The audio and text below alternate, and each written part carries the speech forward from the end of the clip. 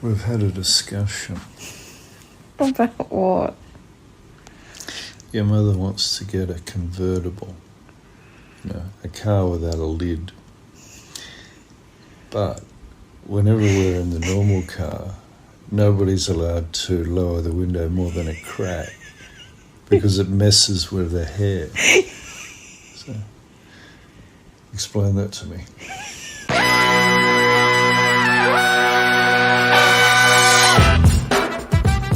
Good morning, sweet world, and welcome to the No Dunks podcast on the Athletic Network. It's Thursday, December 30th. I'm J.E. Skeets, and alongside me, as always, we got Tass Mellis.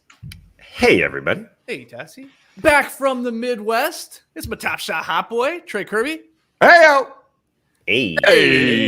Yo. And once again, filling in for JD, to OKC's finest, Andrew Schlecht. What's up, Andrew? Hey, guys. Glad to be back one more time in 2021. Oh, yes. Our final show of 2021. Maybe our final show, well, hopefully, for a long time here on the StreamYards / Zooms to everybody else is what they think this is. Yeah, hopefully we'll be back in the Classic Factory come the start of 2022 with the other guys, Lily and JD. But shout out to the stream team right now joining us live on YouTube. Subscribe, like, comment, share the show. Email in your NBA questions to nodunks@theathletic.com. We're going to hit the beach later in today's pod, so stick around for that. Follow us on Twitter, Instagram, Facebook, TikTok at NoDunksInc. And finally, The Athletic is running a very sweet end-of-the-year deal right now for all you potential new customers. Just go to theathletic.com/nodunks, and you can get a 12-month subscription for just $24. Yes, that offer. Good. Right up until 11:59 p.m. Pacific on December 31st. So go to theathletic.com/nodunks. I hope if you're in Hawaii, you don't wait till 11:59 local. That's a good point. Put down your champagne on New Year's night and get yourself that Athletic subscription. TK, quickly, how was it? Good times in the Midwest, seeing family and friends? Yeah, I saw them both, family and friends. Saw a lot of cornfields. Saw a lot of the steering wheel. I kept a log, Skeets, of the entire time we were gone of how many hours I spent in the car. We were gone for 9 days. 42 hours I spent in the car. Of those 9 days, that's 2 days of my life. Holy. Spent in a car. Wow, with 2 kids and a dog? No, the dog didn't go. Right? No, the dog stayed here. We had a house sitter for Yams and Wilbur, but my man was stacking up the miles. There's no doubt about it. It's winter time.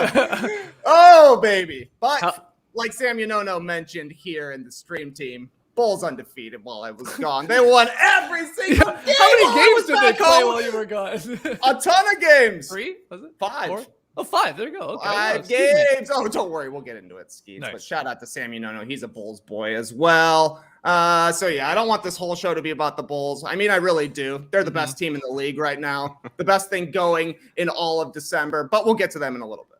Yeah. Wilbur, will you stop meowing, buddy? This is what it's like when I'm recording. Oh boy, I didn't even hear Wilbur.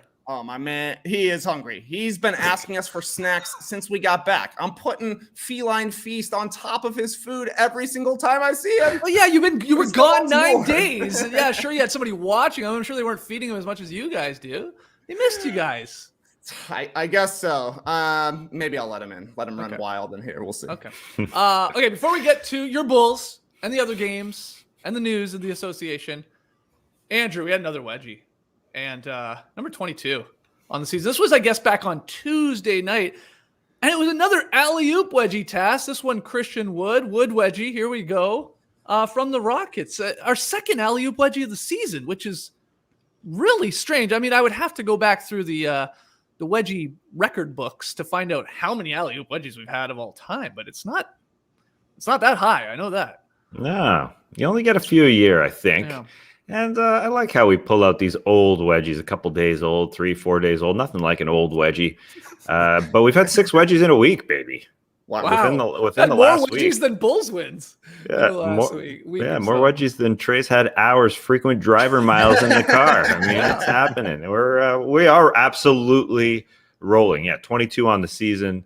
Yeah, going into the quote unquote break for us, it was just 16. So yeah, it's they do come in bunches, no doubt. It's good. I believe the pace is back over 50 here too, according to wedgietracker.com. I know it had ticked over that at one point, so not sure where it lies now. You want a sicko We Are Wedgie stat for you guys? Listen to this, because I noticed this wood wedgie happened in the second quarter, and I'm like, man, it feels like all of these are happening in the second quarter. I went back and checked. Of the last 11 wedgies we've had, 8 are in the second quarter. Wow. It's a little weird. Andrew, tell me that's weird. It's very weird. This also caps off a highly inaccurate week for Christian Wood. Yeah. Who also threw a ball at a woman in the crowd this week. Wow. That was a special. Wow. A wood wedgie and a wood whoopsie. That's maybe we were always trying to figure out what is the no dunks trifecta in a game. Maybe we were a little closer with that. That's a good call. So there we go. Up to 22. And we're feeling good. All right, let's get into the games from last night. There was lots on Wednesday. And we got to start with Ja Morant fueling a second half rally. He scores 41 to come back against LeBron and the Lakers. I mean, LeBron's on fire too, Tass, but Ja Morant, huge game for him. It's a special watch when you watch Ja Morant. I don't think it's hyperbole to say there is no other experience like watching Ja Morant. It's a special, different, unique kind of experience. Like when he gets on the break, when there is space between him and the rim, the entire crowd stands up, and you wonder, as Lee Ellis put it, is this guy the most athletic guy in the NBA? How do you measure that? Lee Ellis definitely didn't know how to measure that, and it's very difficult to try and quantify what he is and what he's doing. But I really think there's no experience like it, because he's just such a unique player, and people are trying to quantify that this guy could be the most improved player because he is entering this new stratosphere from good to great. But I think he's entering the superstar stratosphere here in only year 3. And I don't say that lightly, because a superstar means that you can basically do anything on the floor. And for him to go 41 and 10, it happened because he hit 6 threes, a career high for him. He's become this 3-point shooter, this reliable 3-point shooter, and he can hit from anywhere on the floor. And he can also win ugly games. This Grizzlies game was nasty. They did not deserve to win this game. They came out flat against the Lakers, but he was able to drag his team to a win in the end. It was him and Desmond Bane, who has become sort of the Grizzlies' number 2 over. The Grizzlies, I'm sure, thought it was Jaren Jackson, but Desmond Bane and those biceps looking great versus LeBron and Russell Westbrook in the end. And the Grizzlies stars won out. And the Lakers wanted this game badly. They really did want this game badly, but Morant was able to create whatever shots he wanted in that 11-point fourth quarter for him. And I bring up Desmond Bane and say that Ja Morant can get whatever shot he wants. It's like Desmond Bane can get whatever shot he wants. He is pulling up whenever, from wherever. He looks like such a reliable guy beside Ja Morant. And Ja Morant, speaking of most improved player talk, said that Desmond Bane should be the most improved player earlier. Second-year player, get out of here. Yeah, it's a little much. But he's been. But he's been improved, and I don't know if the Grizzlies saw this coming as the number 2 beside him, to be the shooting guard beside him. He had a 20-point night. And they look so good together. And I mentioned Desmond Bane's arms, his biceps. It's a weird combo for me watching this Grizzlies team, because they've got the rare jersey that you can see the sweat on. You don't usually see that in the NBA. And that's like a high school thing where, you screw the guy who ordered the jersey screwed up and ordered these jerseys that are sopping wet. But you can see the sweat on Desmond Bane. And I don't mind it because you just see more of the muscularity on this guy's butt, and it's not show muscles, as I was tweeting about yesterday. This guy can body up LeBron. He is so freaking strong, and that backcourt, it's just hard not to talk about the backcourt going up against Bron and Russell Westbrook, and them coming out on top. This Grizzlies team is 4th in the West. Yeah, they are making a case for being a real legitimate upper conference or upper Western Conference team. And obviously it's Ja Morant who's doing it. I guess the one question about Ja Morant and being a superstar is, can he stay on the floor? That's a somewhat legitimate question. He has been hurt this year, but I think he's starting to become one of those guys that can score from anywhere. No one saw this 3-point shot development really come the way it is now, shooting 38%. That's that is great for him, and it's great for the Grizzlies, obviously. Yeah. Ja Morant, 100%, 99.9% all-star lock, TK, at this point, like with performances like this and even before it. I mean, it's a guarantee, right?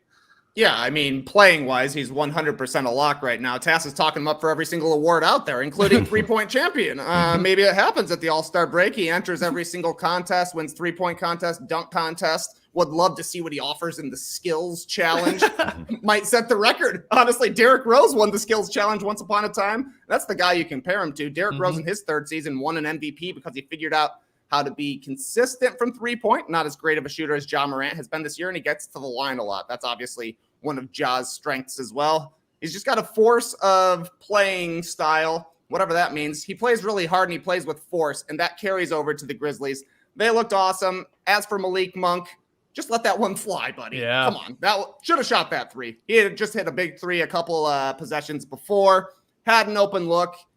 Go to the hole or shoot it.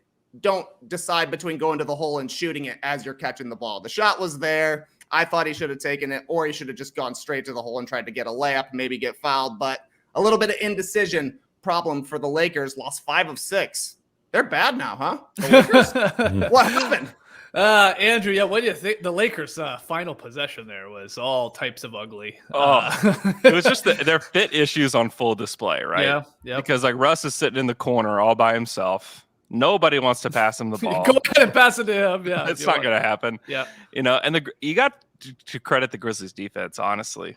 I mean, without Dillon Brooks, because everybody's been saying over the past few weeks, the difference in the Grizzlies defense from last in the league to first in the league is Dillon Brooks. Well, they don't have Dillon Brooks, right? And they still play good defense. They really brought it last night. So I mean, yeah, the Lakers' fit issues are bad, but I mean, the Grizzlies have been great defensively lately. I kind of have to give them credit there. It is LeBron's birthday, I believe, today. 37 years old. It's also Tass's wife's birthday today. So happy birthday to Danielle as well. Yeah. But this is a wild run that LeBron is on, Tass, numbers wise, but none of it resulting in victories here, as Trey said. Like he's on this crazy run where he's scoring over 30 points per game, filling up the box score, shooting a great percentage, hitting threes, and I believe in the last 6, the Lakers were 1-5. It's really, really strange here. It is odd. They could use Anthony Davis out there, obviously, when it comes to the end of the game and LeBron is doing absolutely everything. It's just everything drops off besides him, and Russ is having difficulty carrying this offense now. I think, if Malik Monk swings that ball to Russell Westbrook, a good thing happens. But I don't think like everybody else. He didn't want to pass it to Russell Westbrook in the corner. We saw Russell Westbrook make a play a couple weeks ago from the corner to Austin Reeves for that game winner, and it was a great play. I think the body that was flying in front of Malik Monk kind of made him think twice, and he kind of blocked the passing lane to Russell Westbrook. He made a big boo-boo. It was like J.R. Smith-like for a second there. You're playing beside Bron. Maybe you get the nerves. I don't know. But nobody else can really pick it up. And I thought Malik Monk at least was a guy who was driving last night and making plays. And he seemed like the second best Laker. But yes, the fit is bad. There's just such a drop-off after LeBron, really. And I still think, people excited for the Lakers in the first half. Hope you didn't sell your Lakers stock because they were looking pretty good. They're beating this Memphis Grizzlies team, and they still will pose a threat when it comes to the playoffs if Anthony Davis is healthy. But yeah, LeBron is putting together this stretch because he has to. He wanted to chill, I'm sure. He wanted AD and Russ to take the torch here through the first half of the season, but he's having this run again like he does every year where he proves he's one of the best players in the league, but just needs a little help because, man, the roster just struggling big time behind him. Let's keep it going here. We had Metu hitting the 3 in the corner at the buzzer as the Kings beat the Mavericks 95-94. Now, two feel-good moments, really, from this game. First one is obviously Metu hitting the corner 3. Just to set it up, you had Dallas leading by 2 with like 33 seconds to go because Jalen Brunson, who had an awesome game, is playing well. Guy's going to get paid. He had a short little jumper. Then you had Porzingis hitting some free throws. Barnes missed a layup at the rim, like a nice attack, nice spin. Left hand sort of botches it pretty badly. But then the Mavericks run you thought the Lakers' final possession was bad. Go watch the Mavericks' final possession where they're trying to kill clock. I get all that, but I think they went a little overboard doing that. And it ends in a 24-second violation after like Porzingis basically airballs a shot by like 8 feet because he's got to chuck it up there.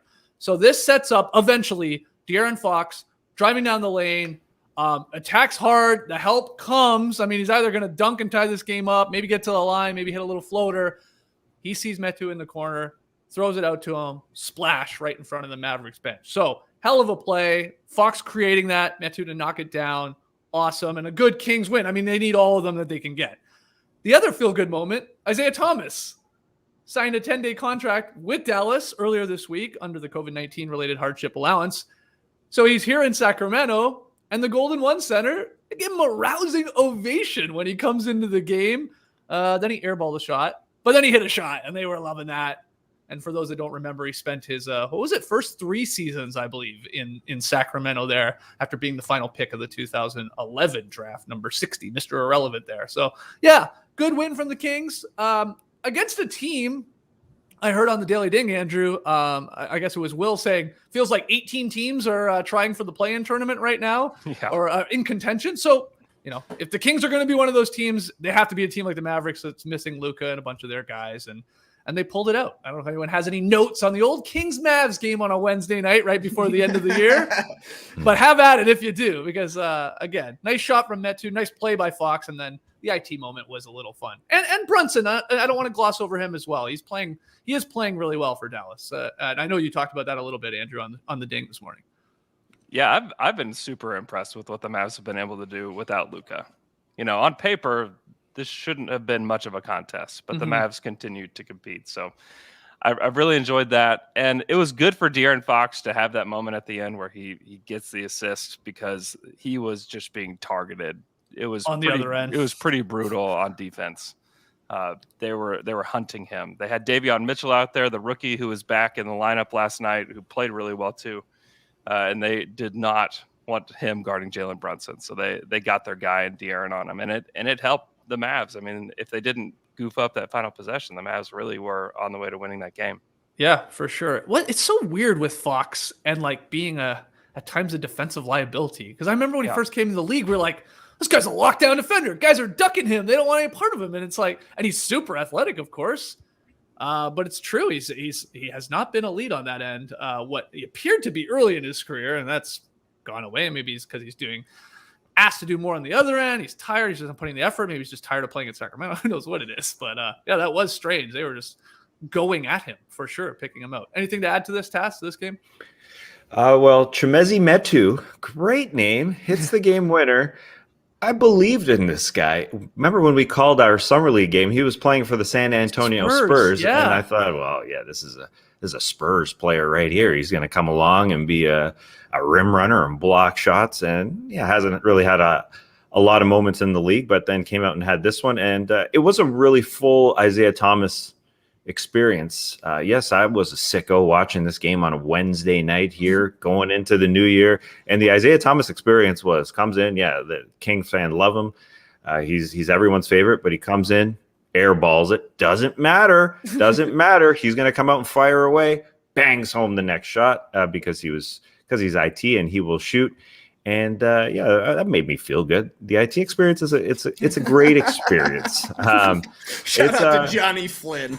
Yeah, I like that shot. It made me feel good. You watched this game? Yeah. I watched No it. way. Yeah. No way. Yeah. God, I love basketball, Trey.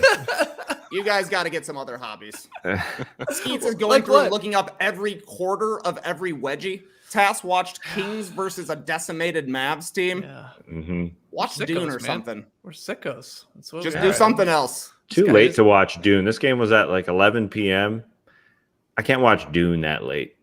I'll be thinking about Dune all night. While this game, I'll forget about it the next moment. Although it seems like I guess I do remember it last night. But Dallas 7-14 in their last 21 against the Kings. That's weird. That's a weird. That is weird. Yeah, that is strange. Brandon Knight's on the Mavs. That's a weird. Yeah. Oh man, Brandon Knight. We almost should. We should have a complete show dedicated to like just pointing out guys on rosters right now. And like, holy crap, that guy, wow! And then just tell stories about what you remember of that player, and we can do, of course, I mean, we could do a trivia. I think we would fail miserably at it. Like, which team is this guy on? Like who he played for, but on steroids, Andrew, because it's insane. Yeah, it's impossible right now. It's absolutely impossible, even for the sickos like us. And also, Trey brought up the Johnny Flynn clip, so let's play it here. I got it. I like you. You make me feel good. That's a genuine moment.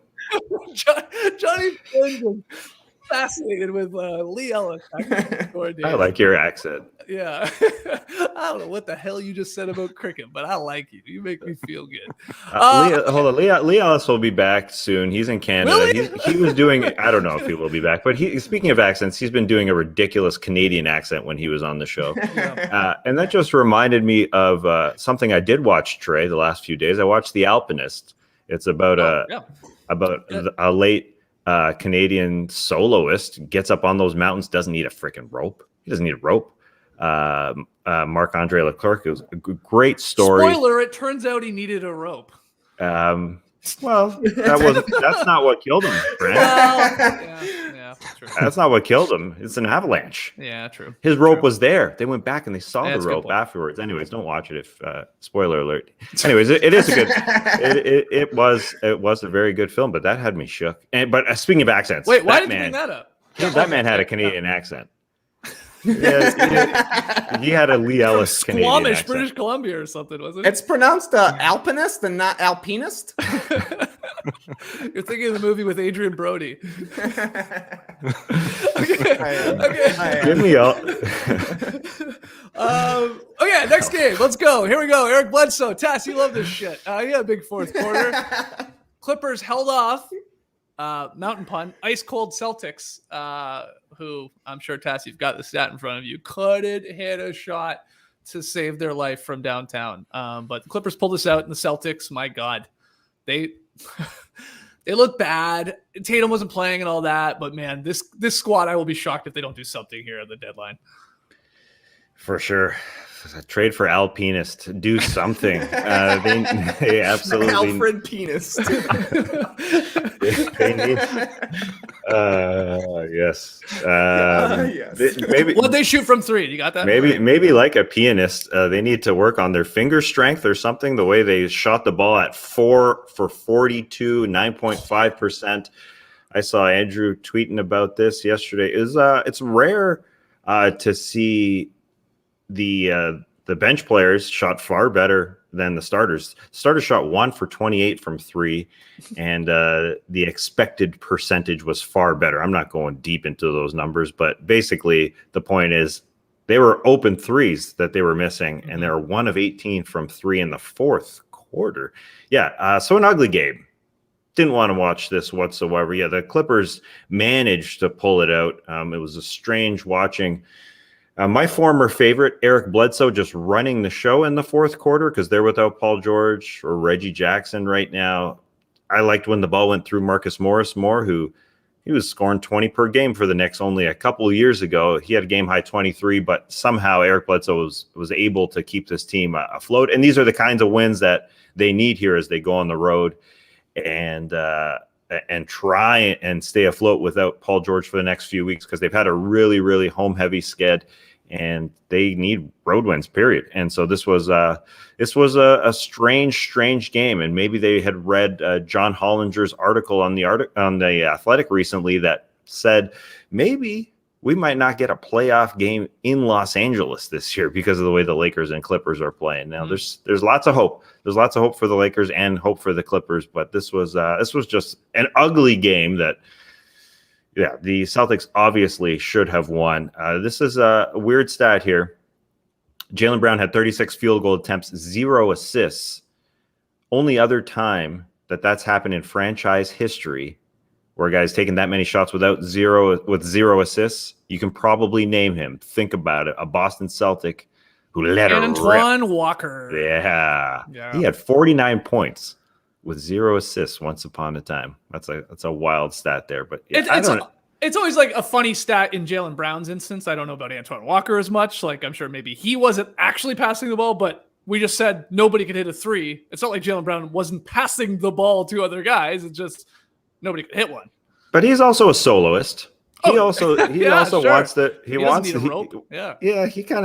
He's a shoot first guy, and they need somebody. They need a connector for sure. They're desperate for a guy who can create for others because Marcus Smart's not doing it, and he wasn't playing last night. Yeah, and Schroeder's not doing it, and so they're struggling on that end. And I just wonder as they go to the trade deadline here. Brad Stevens went up to the front office. Is this a team that maybe we're seeing the end of as a unit? I mean, they got to make some sort of move, I think. I would think so. Trey, do you think the Celtics will look to be active here in the next month? I mean, now whether that means moving off of Brown or Tatum, like splitting up their all-star duo, that's a big decision. But around the fringes, making a move, maybe getting a guard like Tass said, a playmaker, somebody to connect them. What do you think?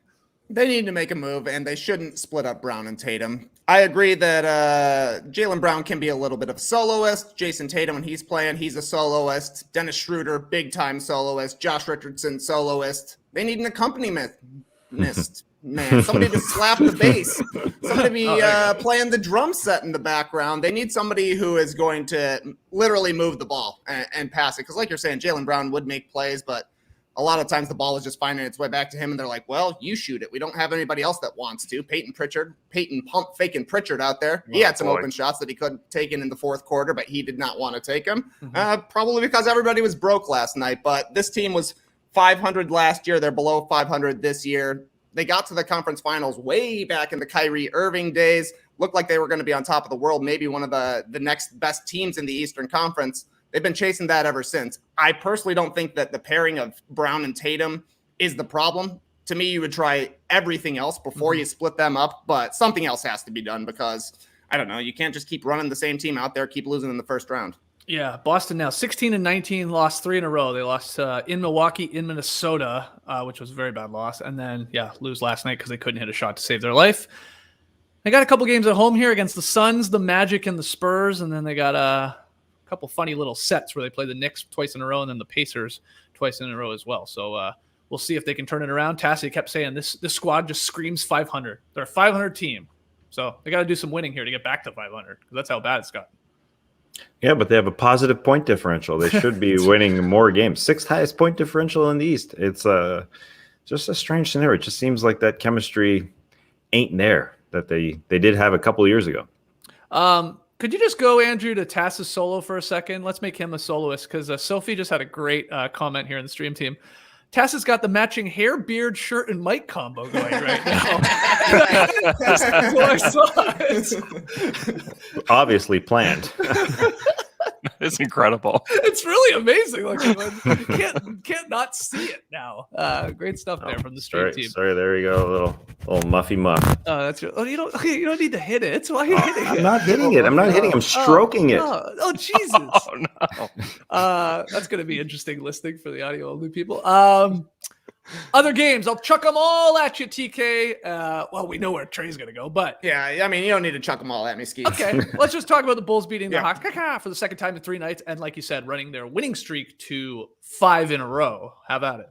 Yeah, I closed up the butcher shop for the holiday season. I wanted to enjoy some things with my friends and family, but a special customer came in last night, opened up the shop for him, and said, "Vucci, it would be my honor to roll that beautiful beef footage." Sweet Vucci, baby, had 20 rebounds. Bulls. Beef.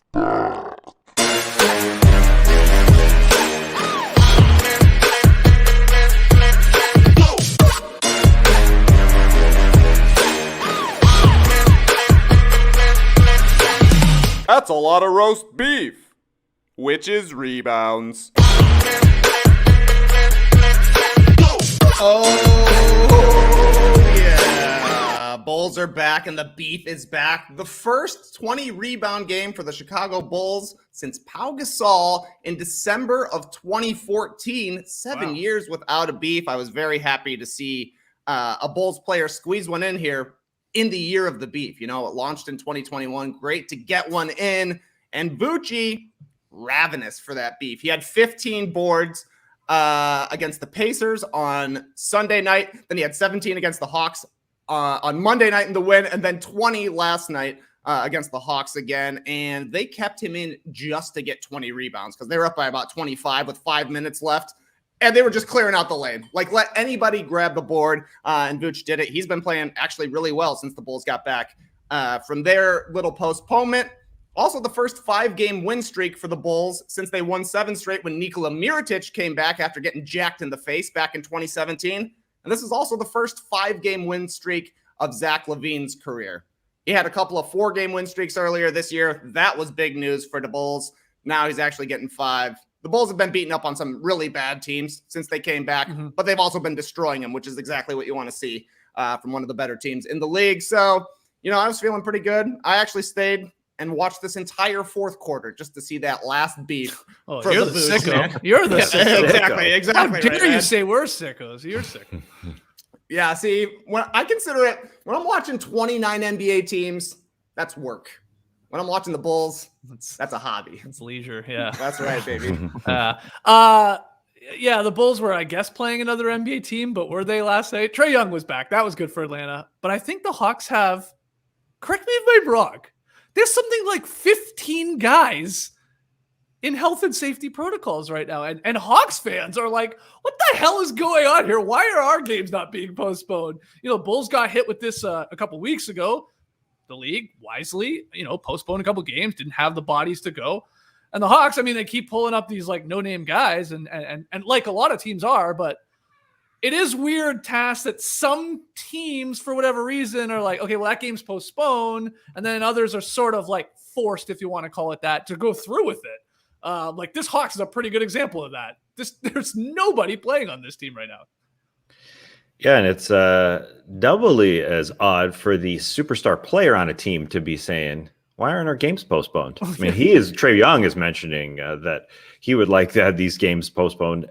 Yeah, I'm not sure. Yeah, when you're getting into the double digits, what's going on? But yeah, they got swept here by the Bulls in 2 straight games, and they've got nobody. They don't. They're starting Reddish and Capella alongside Trey Young, so I guess that's enough to play a game.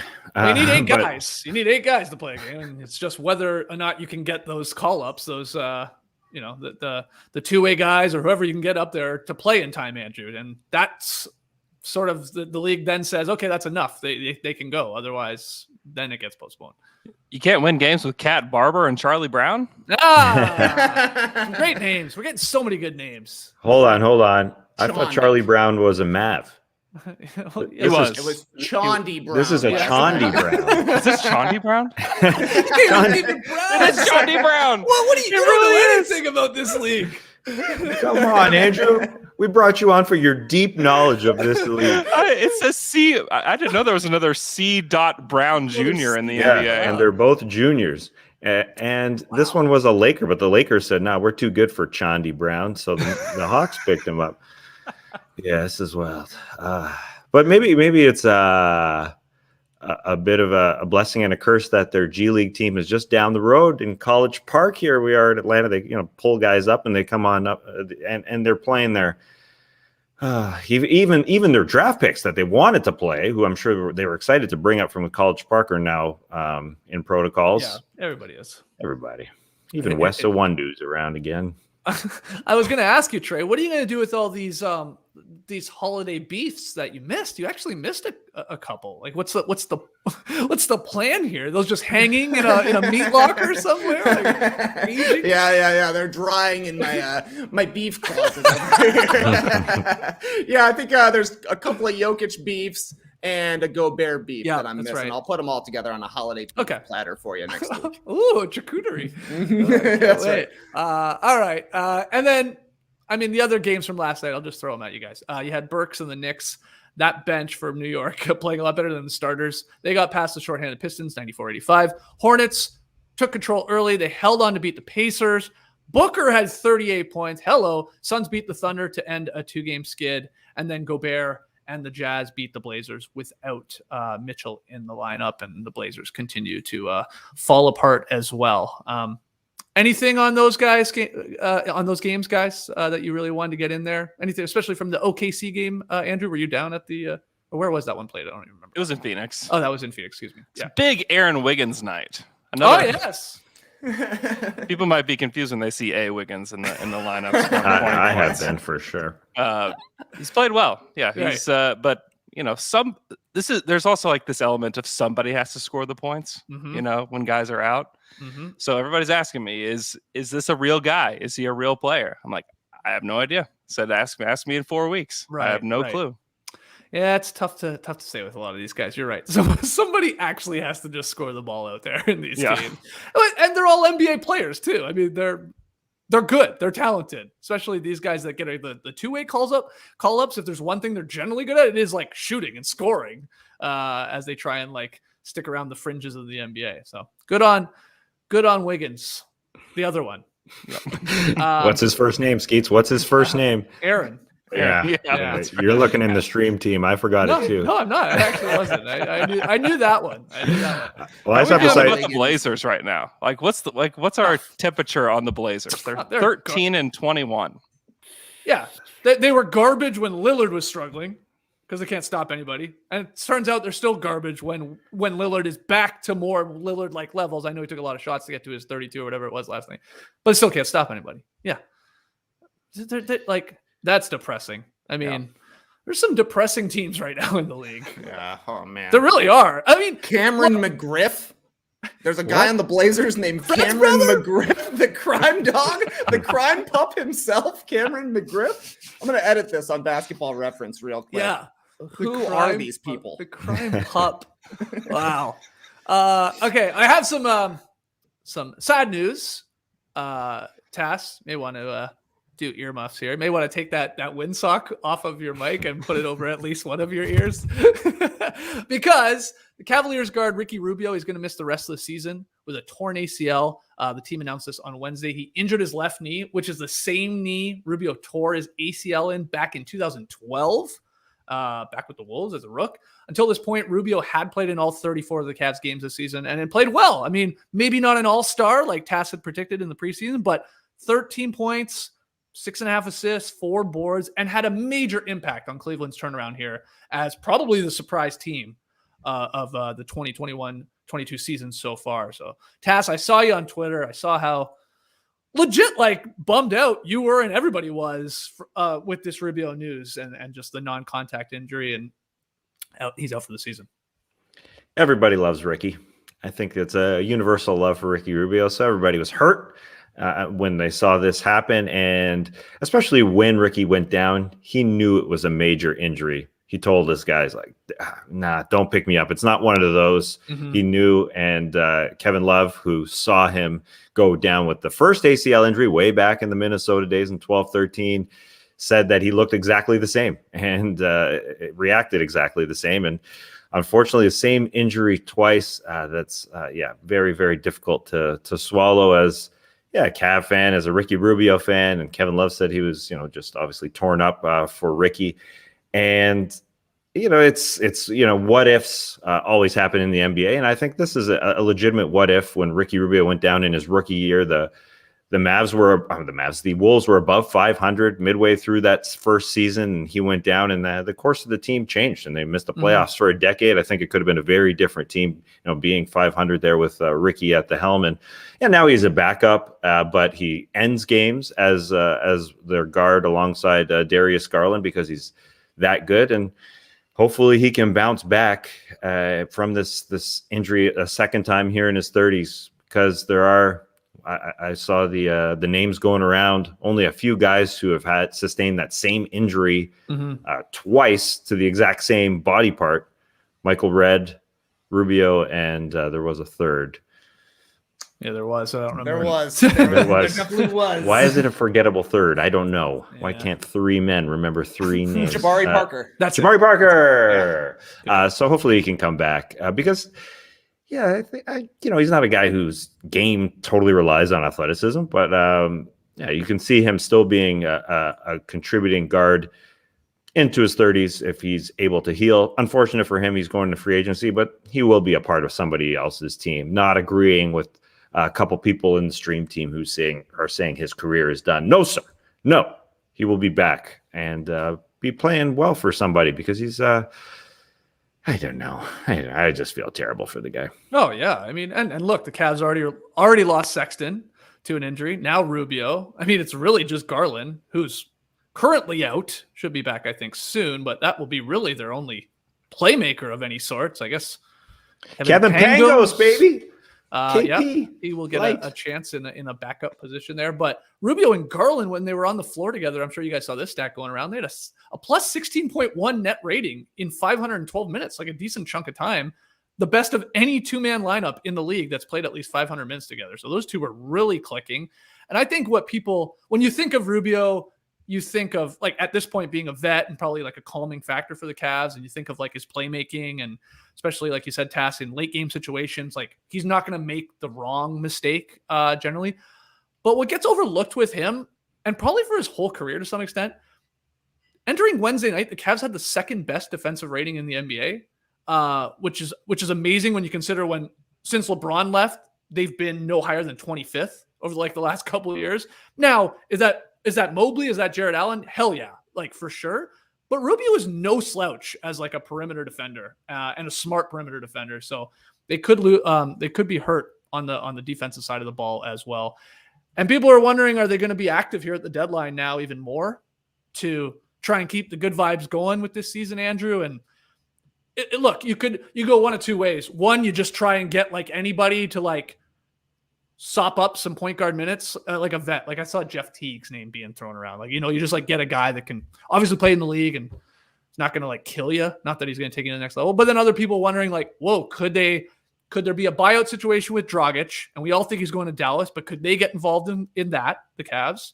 And then there's the whole thing of the Ben Simmons trade too, which obviously comes back around too. And whether that makes them more likely to try and put something together. Yeah. What do you give up in a Ben Simmons trade? The Cavs? The Cavs. Yeah. Yeah. I mean, Sexton is 100% involved. Yeah. And then that's weird then because the Sixers are trading a guy that doesn't play for a guy that can't play right now. It's right. That's the weird part of that whole thing. I don't quite understand that one. I think they just need, I mean, there's no expectation. Like kind of maybe living in the no expectations is okay for the Cavs. Right. And letting their young guys grow a little bit. That's kind of where I like. I don't think you need to do anything drastic. You don't need to make a big trade. You don't need to trade a draft pick. Like just if you can pick somebody up for very little, do it. And if not, let your young guys develop. Give Isaac Okoro some space to kind of develop a little bit. Yeah, Trey, any final thoughts here on the unfortunate Rubio injury? I think they're going to have to trade Rubio and Sexton, put them in a deal. You'll have Kevin Love, who's been playing a little bit better now. You can at least combine those three and say, we've got the salary for Rubio. We've got the potential signing for the next season with Sexton and a decent vet in Kevin Love, who maybe you could, if you're whoever the Cavs trade with, you could flip him as well if you really wanted to. But they're so close to making the playoffs, 6 games above 500, haven't been back, haven't had really any spark outside of the beginning of last season since LeBron left. I think it's worth trading those guys who aren't really going to be part of this Cavs team of the future just to make the playoffs and get some potential postseason minutes for a Darius Garland and Evan Mobley. We will see. Going to take our first break. When we come back, we will hit the beach. But our next partner has a product I'm now using every day. And I started taking Athletic Greens because I wanted to see what the hype was about. Tass was on here the other day talking up the Athletic Greens. And Tass, you're one of the healthiest people I know. So I was like, if Tass is doing it, I got to give it at least a chance. And I'm happy I did. So what is this stuff? That's a good question. With one delicious scoop of Athletic Greens, you're absorbing 75 high-quality vitamins, minerals, whole food source superfoods, and probiotics to help you start your day right. This special blend of ingredients supports your gut health, your nervous system, your immune system, energy, stock up on that, recovery, focus, and aging. All of the things. And bonus, a big bonus, it tastes pretty good. It's got like this little mild tropical taste, like island vibes to the Athletic Greens. It contains less than 1 gram of sugar, no GMOs, no nasty chemicals or artificial anything. All of this costs less than $3 a day, which is next to nothing when you consider you're investing in your health. Right now, it's time to reclaim your health and arm your immune system with convenient daily nutrition, especially now that we're in like the flu and cold season here.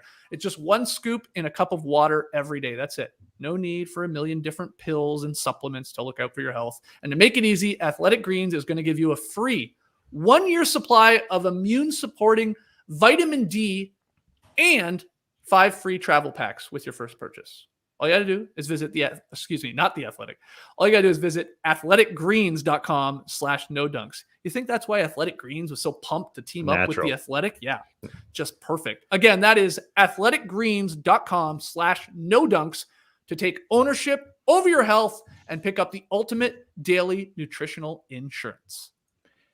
I did that ad read on Monday for Athletic Greens. Now I'm getting ads for Athletic Greens. I already have it. I'm getting ads more, on Instagram. Man. Get more. I'm getting video. Guy I know.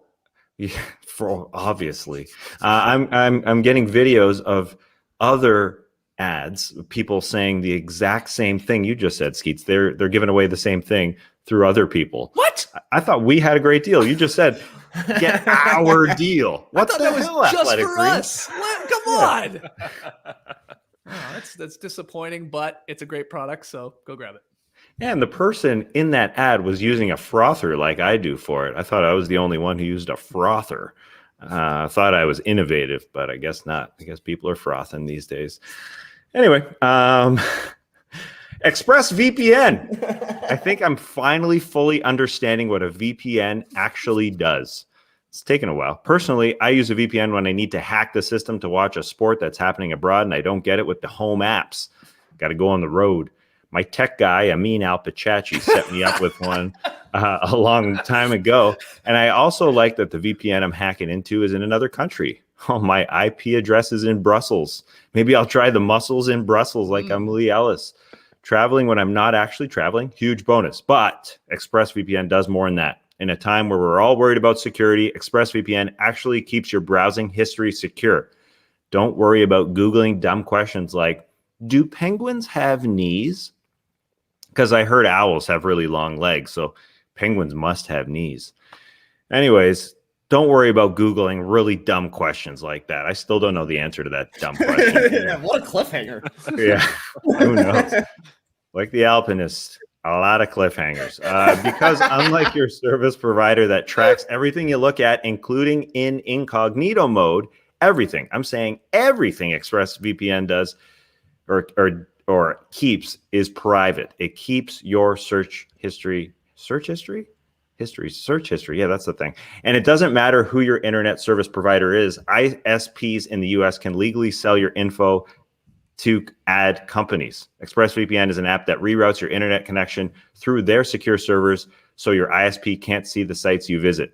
So go travel, young whippersnapper. It encrypts everything, works seamlessly in the background, and works on all devices. Protect your online activity today with the VPN rated #1 by CNET. Visit our exclusive link, expressvpn.com/no-dunks, and you can get an extra 3 months free on a 1-year package. That's expressvpn.com/no-dunks. expressvpn.com/no-dunks to learn more. All right. We're ending the season here, or the calendar year, I should say, 2021. We thought, let's get to the beach and answer a few questions. I can't talk. Let's just get to 2022 already. Oh, it's at the beach, Andrew.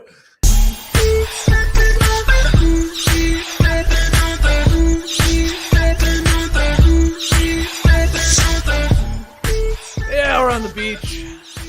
Here we go. First one. Sup, boys?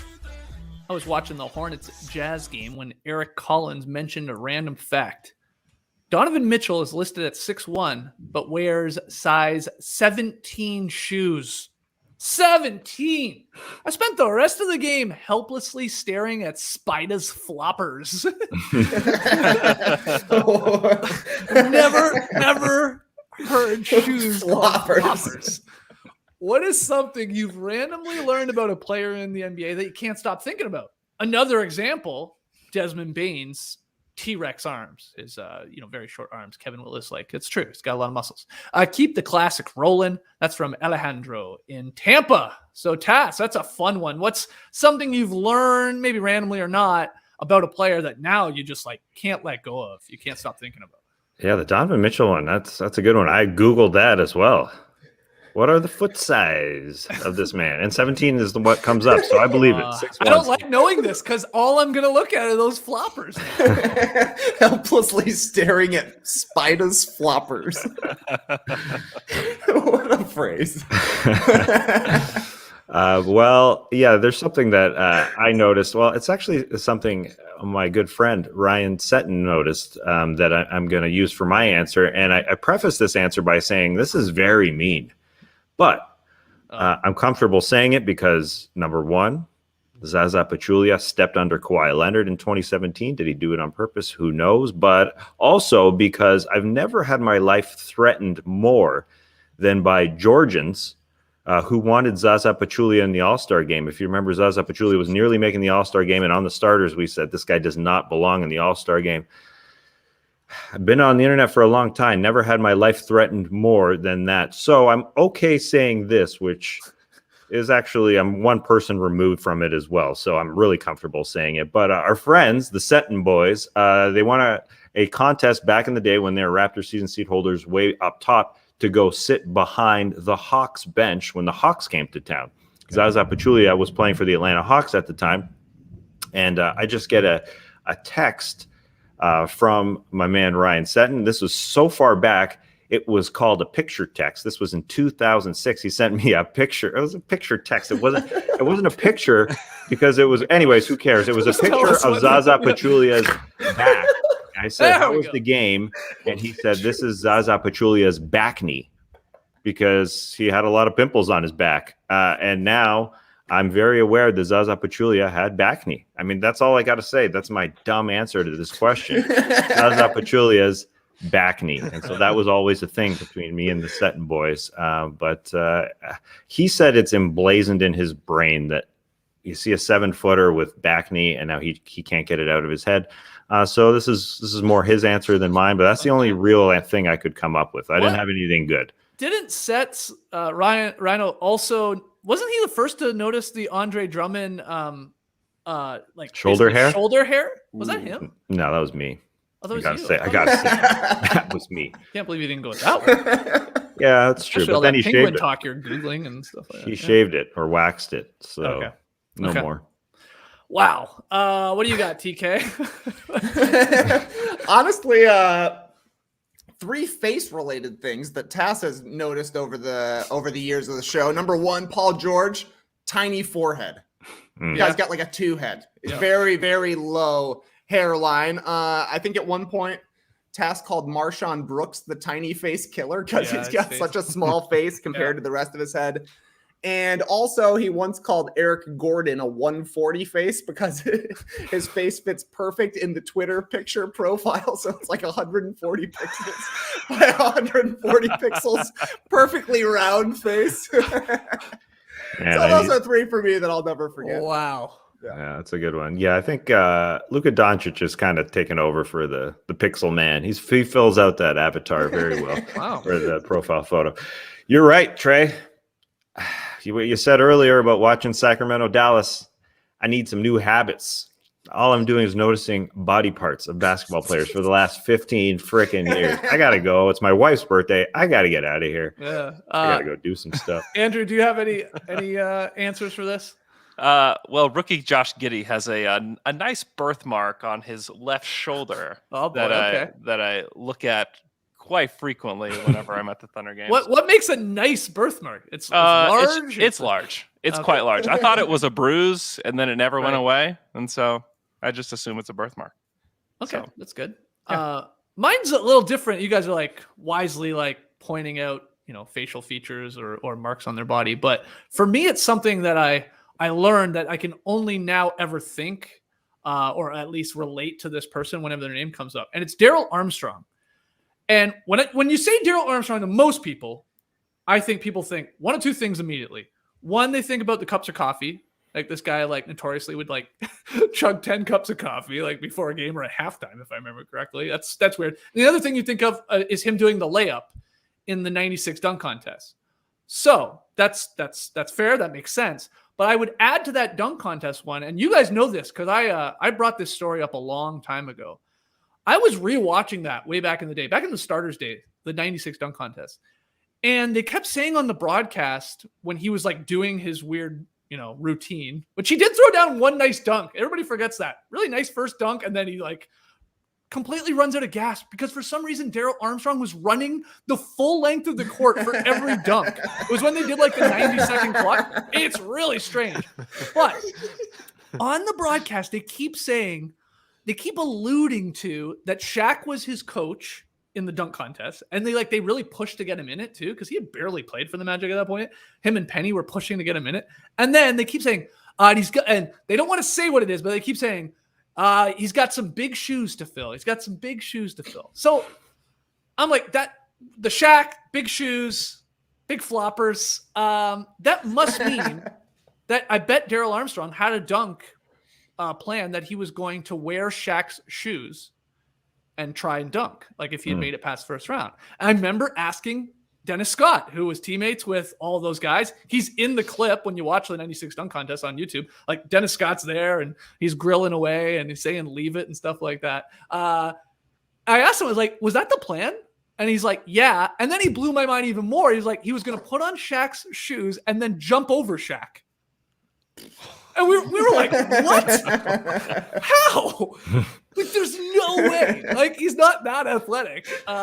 So anyway, again, maybe you've heard me share this story before. I definitely shared it on the podcast a long, long time ago. But I only ever think of that when Darrell Armstrong comes up, I'm like, man, that would have been, I would have, like, if we joke about him failing because he did some layups in the dunk contest, you imagine him trying to pull off this dunk where he puts on Shaq's shoes, funny, and then tries to dunk over him?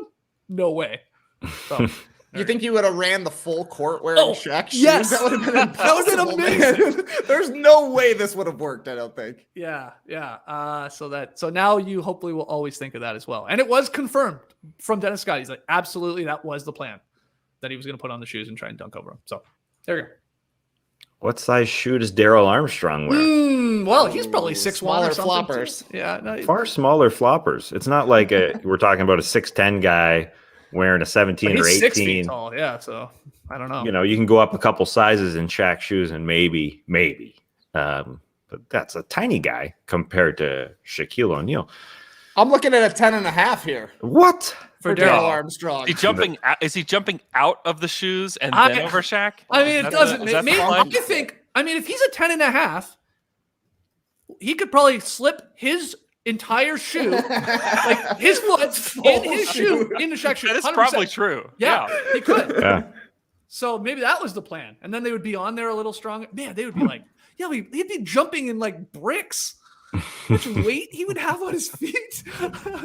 Here's an impossible trivia question for you. 1 year ago, December 13th, 2020, there was an auction on everythingbutthehouse.com for an Orlando Magic number 10 Darrell Armstrong signed and one shoe, size 10.5. Wow. 1 year ago, what do you think it went for? Signed Darrell Armstrong shoe. I mean, was it for charity? We don't know, I guess. I don't know. $400. $400. You could buy 8 of these shoes for $400. $55 for the signed Darrell Armstrong shoe. That's not a bad deal at all. Yeah, that's a great deal. We would put that on set. Oh my god. Final thought here to wrap up that question. We started with Donovan Mitchell and his big flopper, 17. I actually was taken back when he said that Donovan Mitchell was only 6'1". I was like, well, I don't know. I just thought he was taller than that, right? Seems like he's 6'3" to me. Totally. He's a 6'3", 6'4" guy. He's like a Wade guy to me. Like that's what I think. 6'1", that's tiny. But like Wade probably listed at 6'3", maybe 6'2". No, he's listed at 6'1". He's listed at 6'1", which means he's like 6 feet. Probably. Wow. That's pretty amazing. I always forget he won a dunk contest. Yeah. Yeah. Right. Yeah. Shout out to Chuck. I think he was working with them. Team Flood Brothers. Yeah. Mm-hmm. There you go. All right. A couple more beach questions for you here. Hey, NDC. On Sunday night, I decided to do a fun $1 NBA parlay. I picked 7 spreads, and after the end of the 6th game, I was 6 for 6 with only the Nuggets and Clippers game left. The Nuggets had to win by 4 and went up by 17 on the Paul George, Marcus Morris, and Reggie Jackson-less clips. At that point, I assumed I would for sure win my $120 off a $1 bet. But then the Clips made it a game, and the Nuggets only won by 3. 1 less point than I needed. What a bummer.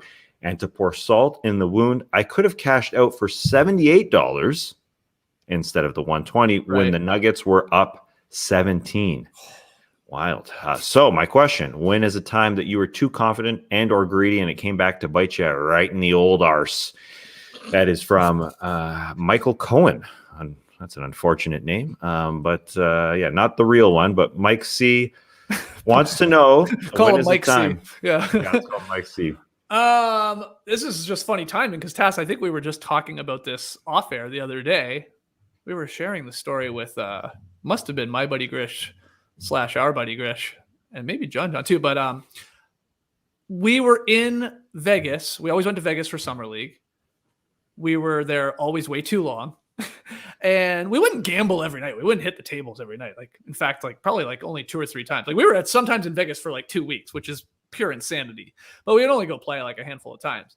And one night, Tass, you'll remember this. We hit the blackjack table with a lot of our colleagues at the starters. Had a great time, just a great table, good vibes, and we were racking up the wins. We were sitting there for a long time and did great.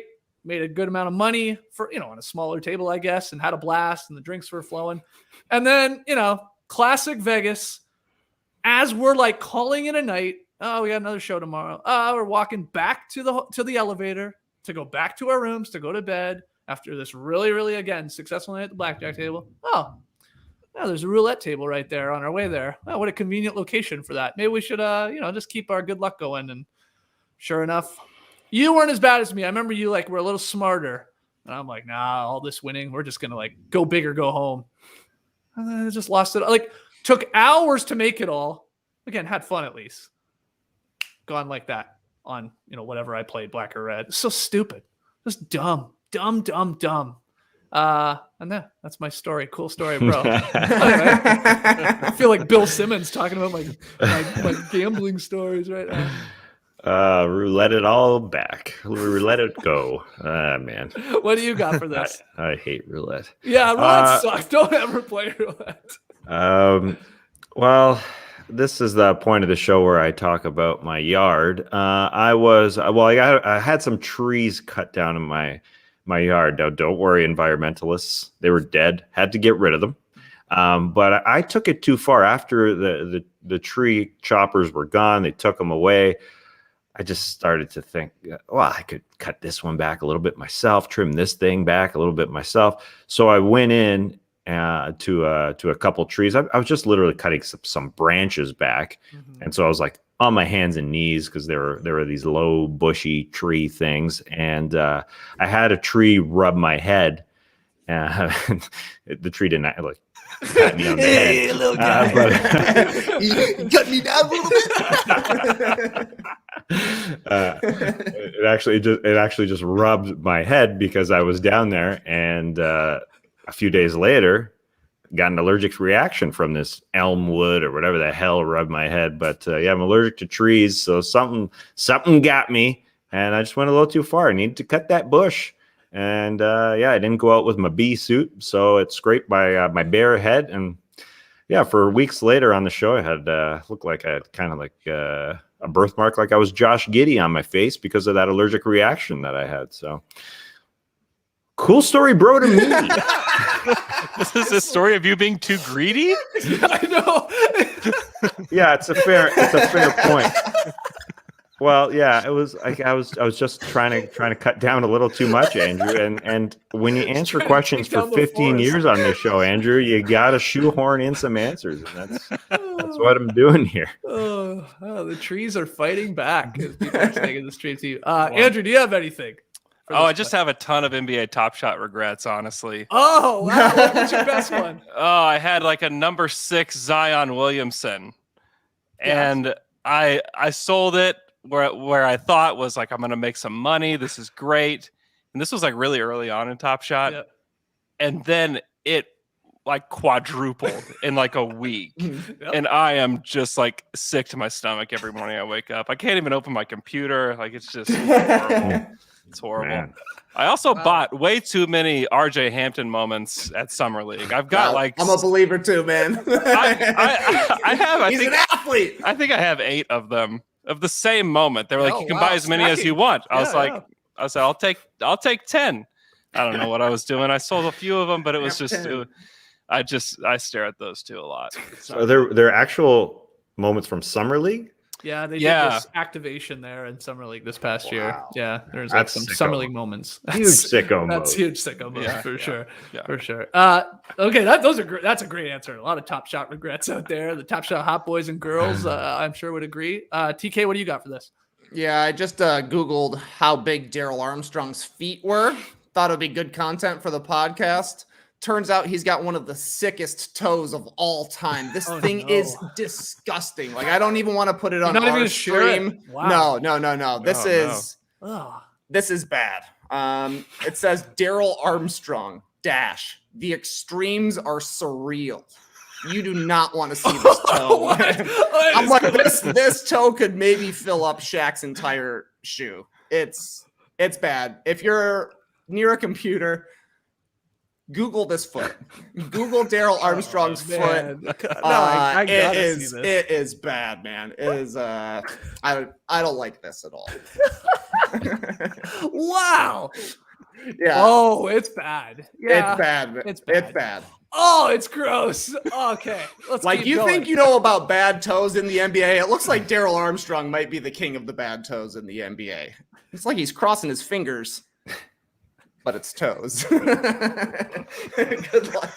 Together. Maybe he should have not been wearing a size 10 and a half. For maybe his feet were actually way been wearing Shaq shoes all along. Yeah, exactly. Let those floppers breathe a little bit. All right, let's get to one more. We're having a blast here. It's our final show of 2021. Hey, Dinky boys. My then girlfriend, now fiance, introduced me to the starters back in 2014, and that has been one of the best things she has brought into my life. That being said, what is the best thing your significant others have brought into your lives? P.S. If you could give a shout out to Alice from Dallas, that would be amazing. Love you guys. Awesome. That's from Mark H. Shout out to Mark and Alice. Special shout out to Alice for bringing the starters / now no dunks into Mark's life. That is that's next level stuff. But Tess, you got an answer for this one? The best thing my significant other has brought into my life. What about everything? I mean, decency, patience, understanding. This is her birthday, and I'm here talking to you guys about basketball players' feet. For God's sake. So, I mean, I'm gonna go see her soon, and she's just so understanding. I'm gonna pull up a photo of Darrell Armstrong's feet, and she's gonna say, "Wow, that's interesting, Tess. That's cool." And then I'm gonna pull up a photo of Shaq's feet, and I'll say maybe that's why they were slam dunk contest partners. They both have disgusting feet. Sure. Remember Shaq? He pulled out his feet on TNT. I think. Oh yeah, they're gross. Yeah, but that makes more sense. Like he should have gross feet. Yeah, he should. He should. He looks like a guy who has gross feet. Well, it's also like, I mean, you can't have it all in life, right? Like he's got the fame, he's got the fortune, he's hilarious. He's obviously one of the greatest basketball players of all time. Hell, he was a rapper, like going platinum, like everything he did, movies. So give him bad feet, give him ugly ass feet. That's like a fair, at least like trade-off from the universe. What about you, Skeets? Would you trade it all, man? Would you get some weird toes to spend one night in the NBA? You've seen my feet. Yeah, man. You're no Darrell Armstrong. My feet are the opposite of Darrell Armstrong. My feet are going in opposite directions than they should be going. So yeah, I would trade it all in a heartbeat to get rid of my bunion for sure, man.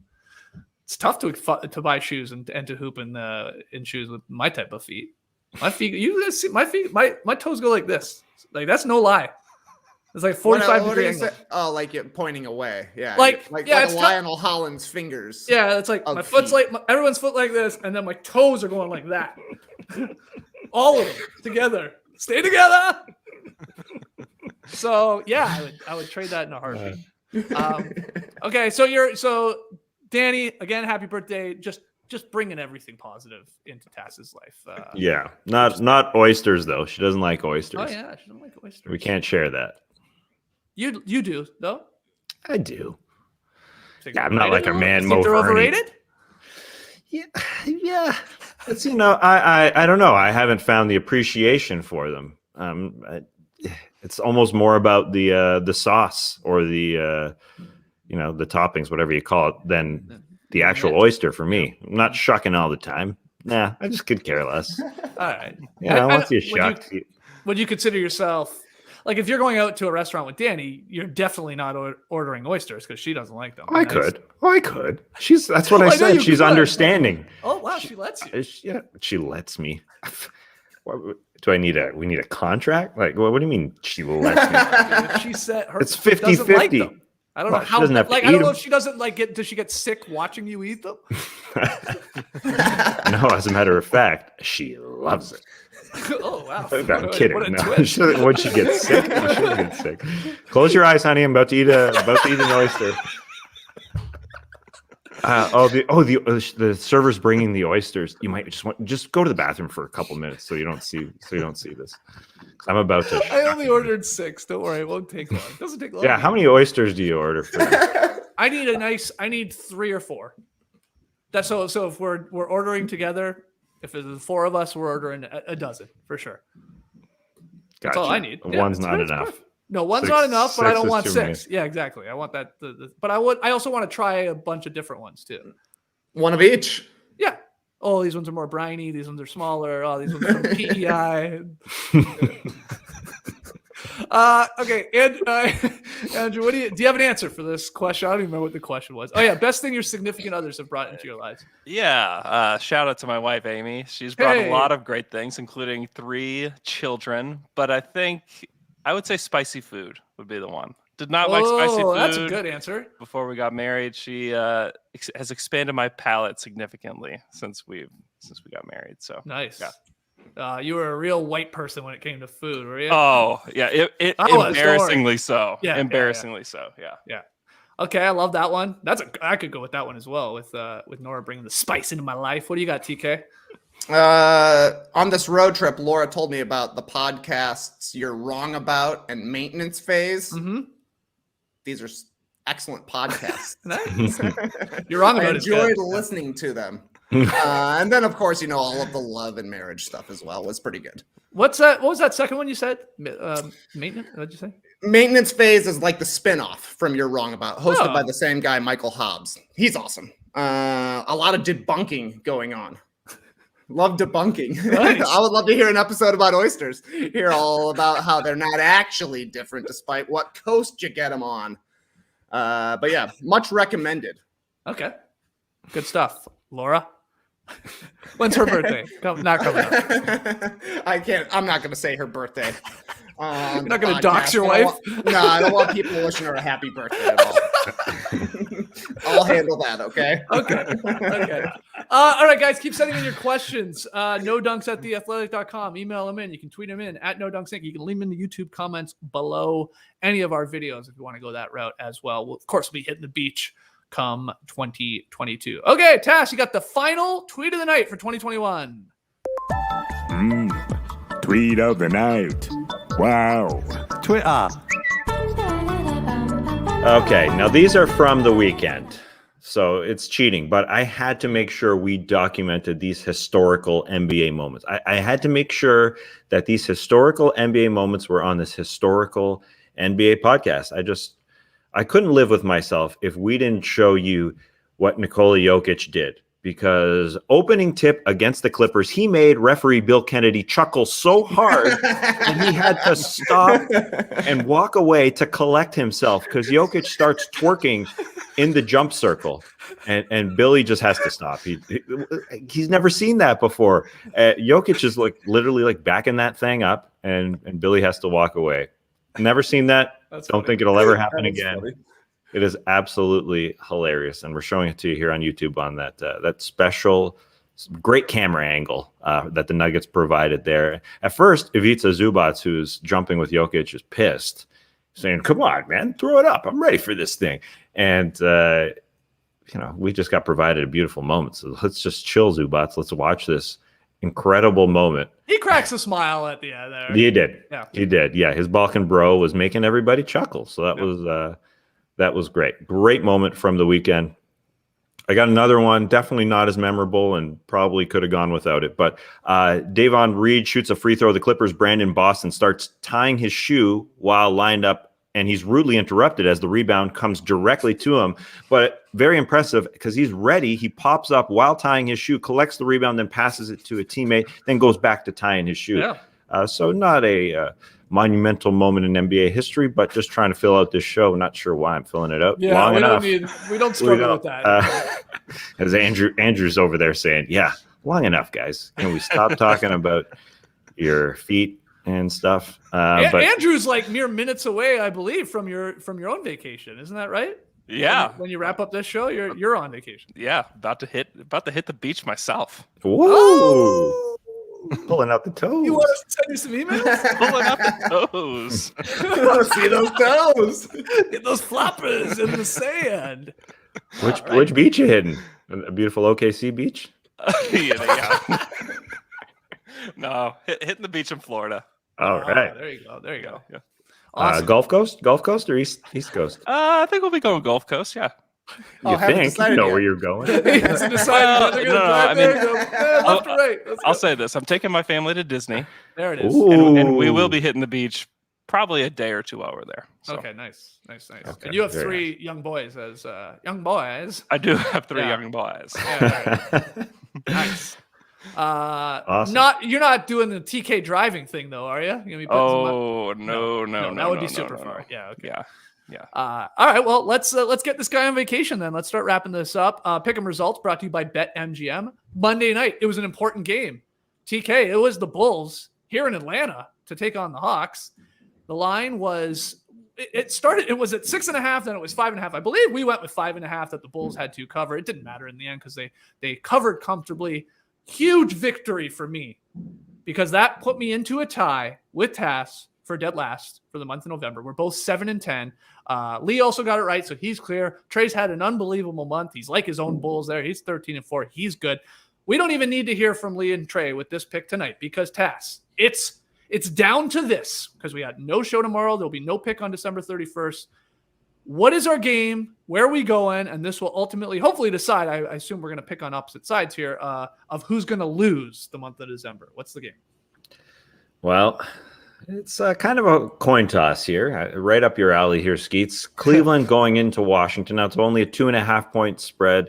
The Wizards are favorites, but two teams right now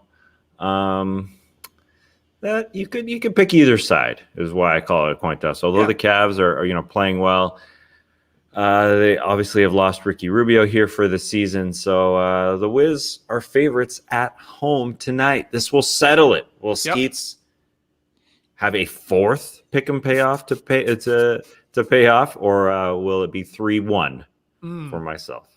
So who you got? Well, so can I pick first? Sure. I feel like, I don't know. You feel like a Cavs man, but yeah, that Rubio loss. I'm going to go Wizards. Give me the home team. It's a small line. I need the Zards to win by 3 or more. My goodness. Here we go. Who's even playing in this game? No one knows at this point. Nobody knows. It doesn't matter. It's a bunch of G League guys going at it. All right, I'll get the Zards to win by 3.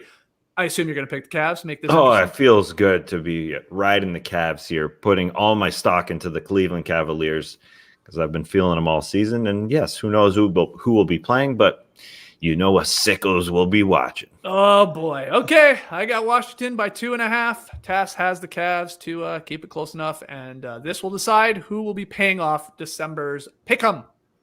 That's it. Sorry, wife. A pick'em payoffs on the line. Got to watch this game. Can't go out for a birthday dinner. Nope. You'll just be slurping oysters at home watching the Cavs Wizards on her birthday, on her day of all days. Email in your NBA questions to nodunks@theathletic.com. Follow us on Twitter, Instagram, Facebook, TikTok at NoDunks Inc. Grab yourself an Athletic subscription. Nice deal on right now. Go to theathletic.com/nodunks. We will return on Monday, January 2nd, I think. Is that the 2nd on Monday or is it the 3rd? Great question. Definitely the Monday. Yeah, it's the 3rd. Okay. Monday, January 3rd. This is the weird time right now. I'm sure you guys agree. Like post-Christmas, prior to 2022, prior to New Year, like this month is a weird month. Like the other day, I thought it was Sunday and it was Tuesday. As it's just strange times in this dead week, as people call it. So we'll be back on Monday, January 3rd. Hopefully, the 5 of us, the OG No Dunkers, will be in the Classic Factory for the first time. All 5 of us in there. Tass, JD, and I did a little test run while some of the other guys were gone, but hope to be all back. Until then, I want everybody to have a safe and a happy New Year. Andrew, have a blast in Disney and on the beach there. Really appreciate you filling in for JD. If you could buy me a magnet while you're there, that would be great too. You need a magnet? I need a magnet. Ship you a magnet. Yeah, Don't thank worry. you. Until then, guys, again, Happy New Year. Clipper Bros. You heard it here first. Have a great time. Turn up. Love you guys. Awesome. Thank you for joining us. And final message here from No Dunks and from our good friend, LaMelo Ball. Happy New Year. You could stay